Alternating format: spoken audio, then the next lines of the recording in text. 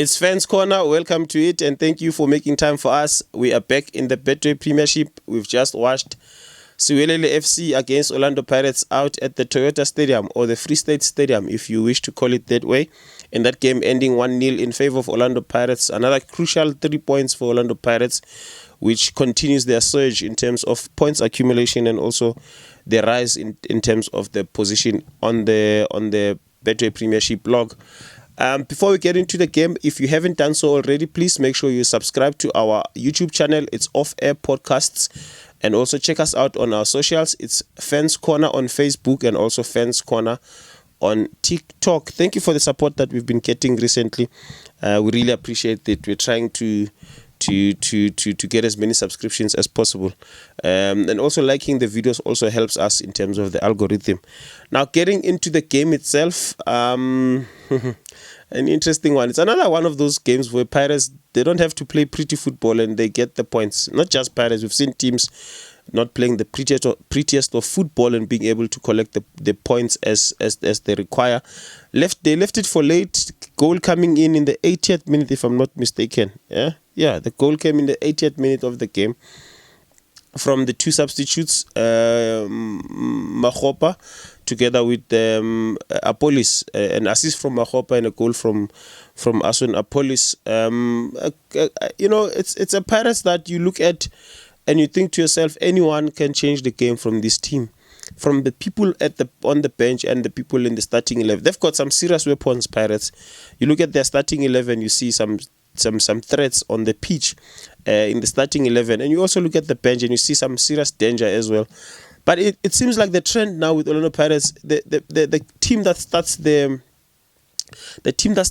game does not always win the game. The game is won now by the people from the bench, which is another way of winning the game. And the other trend is that we are seeing Pirates scoring most of their goals in the second half, which makes them dangerous, especially towards the last 20 minutes of the game.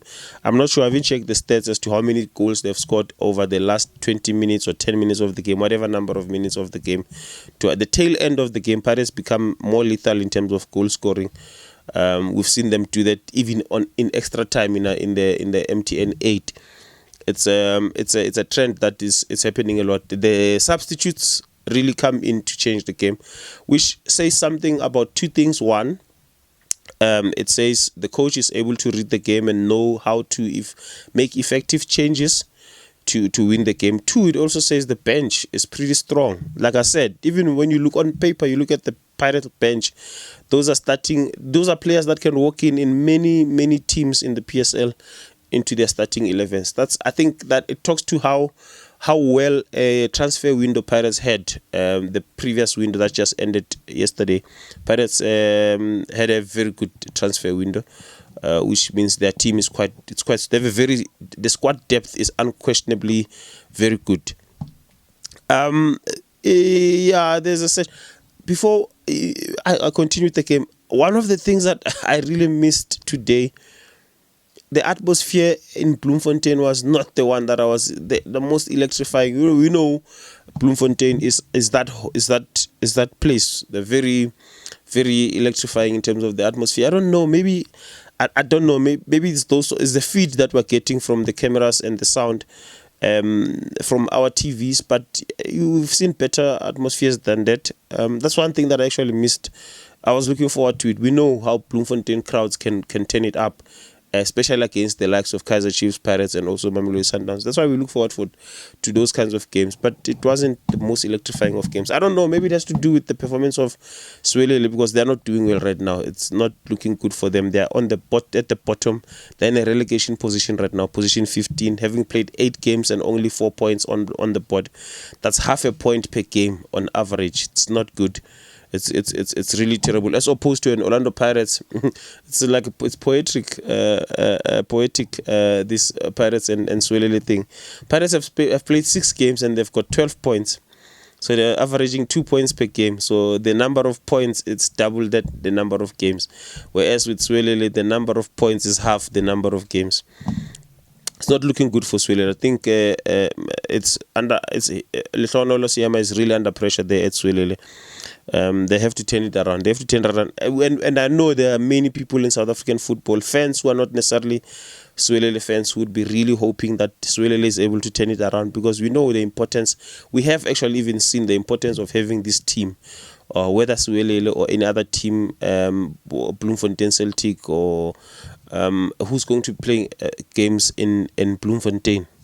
In the green and white colors in particular, because they seem to love their green and white, their supporters down there in Bloemfontein.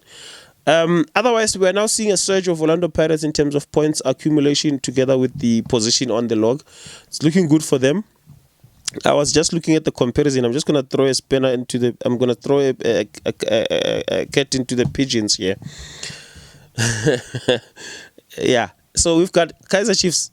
I'm a Chiefs fan. I don't like Orlando Pirates, but I'm just gonna ask this as a neutral person on the platform. We've got Kaizer Chiefs on position 3 with 13 points, having played six games, and we've also got Orlando Pirates on position 4, also played 6 games, and they're on 12 points. So the difference between the two teams is 1 point right now, and one is said to have had a good start of the season, and one is said to have had a terrible start of the season. It's only been 6 games for both teams, which is still relatively the beginning of the season. So are we still saying Chiefs had a good start and the Pirates had a terrible start? I'm saying this at the back of the fact that, remember, Pirates started the season by losing their first 2 games. And yet Kaizer Chiefs started the season not conceding goals for the first 5 games or so. They started conceding goals in that game against Sekhukhune United.